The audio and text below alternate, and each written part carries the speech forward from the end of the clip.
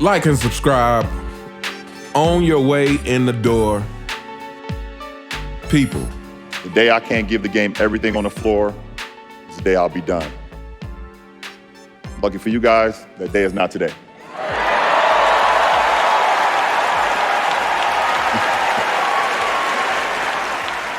Today, here we go.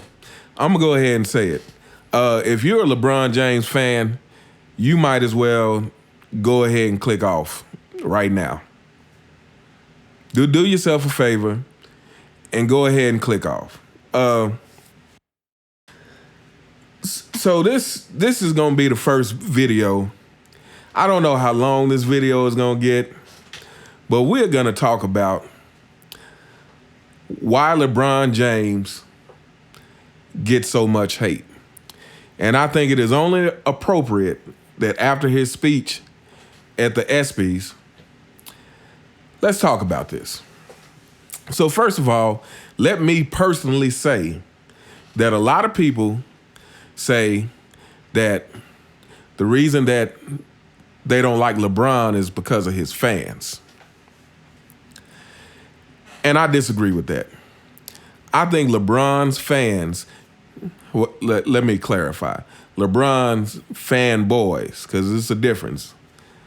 The LeBron fanboys who defend him at every turn, make excuses for him, and get emotional when you critique him or, heaven forbid, say he's not the GOAT when he's not even top 5. These are the fans we're talking about. Those fans are a reflection of LeBron James himself. And this Espy speech, to me, is a big reason why people can't take LeBron seriously.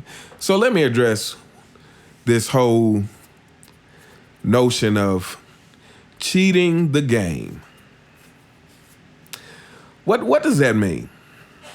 He said the day, and I'm paraphrasing, the day when I feel like I can't give it all on the court, that's when I'll retire, pretty much. Well, you should have retired several years ago because you don't play defense. Defense is part of the game. Like, this is why. Things like this. Like, LeBron is more of a politician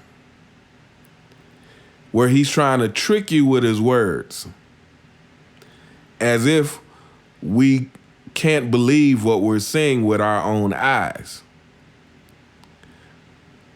If your definition of cheating the game is giving it all out there on the court, then you should have retired years ago. Defense is part of the game. And somehow for LeBron, we act like it's not a big deal because he's, 38? I don't know how old he is. But we act like that's not a big deal. When Michael Jordan at 40 was still busting it on the defensive end. Which, here goes another reason why LeBron gets so much hate. He's a superstar who gets more excuses made for him than any other superstar there has been. When he doesn't win, he doesn't have enough help. Doesn't matter who's on his team. Now, he went and handpicked this Super Lakers team a few years back with Anthony Davis, Russell Westbrook, was Dwight Howard on that team as well, and Carmelo Anthony, and supposedly it was a wrap for the season. Like that team was supposed to definitely win, and then the season starts and here comes the excuses. First is, it's the beginning of the season, they need time to gel, blah, blah, blah. And then is inevitably falls on Russell Westbrook's shoulders. And then it's, oh, well, it was a team full of old people, Carmelo Anthony, and every excuse in the world as to why that team didn't work. There has never been a superstar who has more excuses made for him.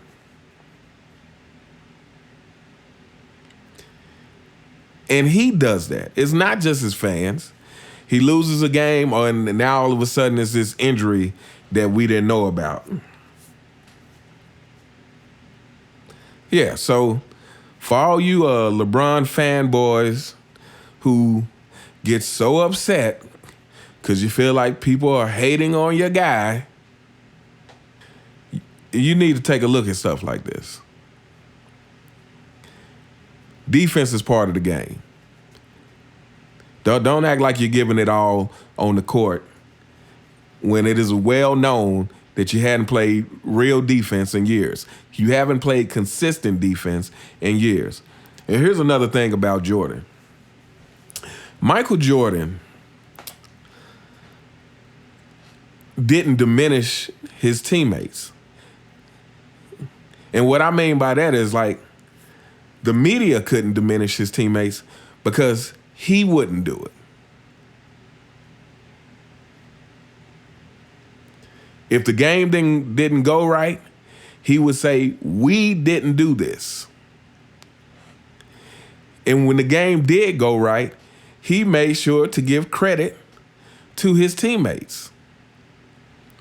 In the Last Dance documentary, he says, while he's explaining why he was so hard on his teammates and kind of defending his approach to being so hard on his teammates, he said, I wanted to win, but I also wanted them to win and know what that feels like. So while Jordan may have been selfish in some ways,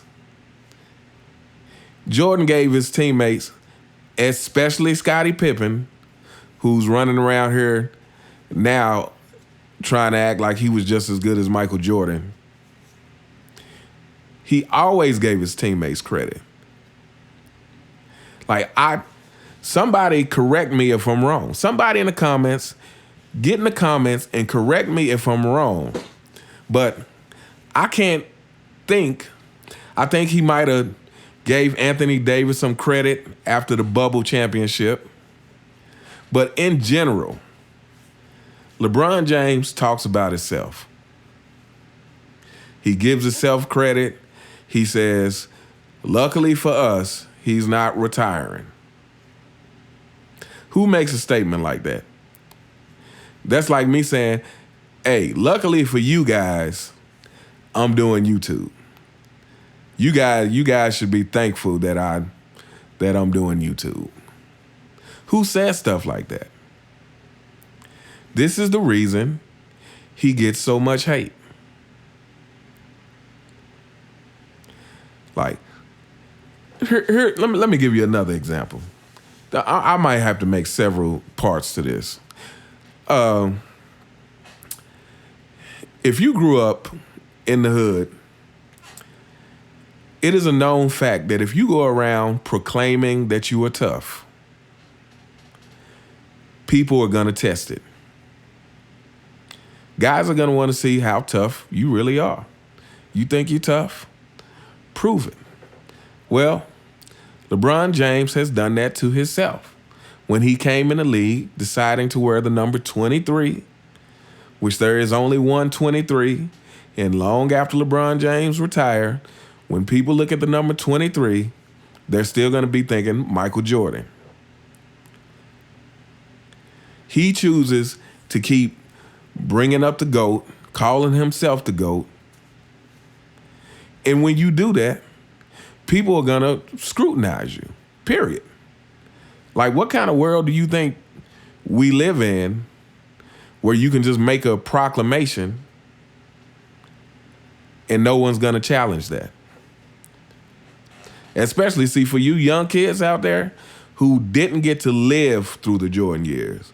Because even those highlights who have those, the historic mixtape and the Jordan Voyager tape that has converted many young people to the Jordan camp, to the Jordan side of things. Just watching those, you still could never get a feel for what it was like growing up in the 90s during that time. Would Be Like Mike was on the TV when I would say basketball in general was just kind of at the height. You know, players might be more skilled technically today because they have more access to the information. But as far as the passion, like basketball was at its height during the 90s. And won mixtapes and all that. So if you didn't live through that, you have no idea. So I understand for the young kids. But yeah, if you're gonna call yourself the GOAT, prepare to be challenged by people who actually saw better players than you. Anyway, I could go on, and I'm probably gonna go on. I'm probably gonna make a part 2 to this. So for all you LeBron fans who wonder why your king gets so much hate, hopefully this video gives you some insight to some of those reasons. Yeah, I'm gonna do a part 2 to this, so we can get it all out on the table. But anyway, I hope you all have a good day. Remember to like and subscribe, and I sincerely appreciate those of you who do like, subscribe, and comment on my videos. Feel free to share my videos, and I'll catch you next time. All right.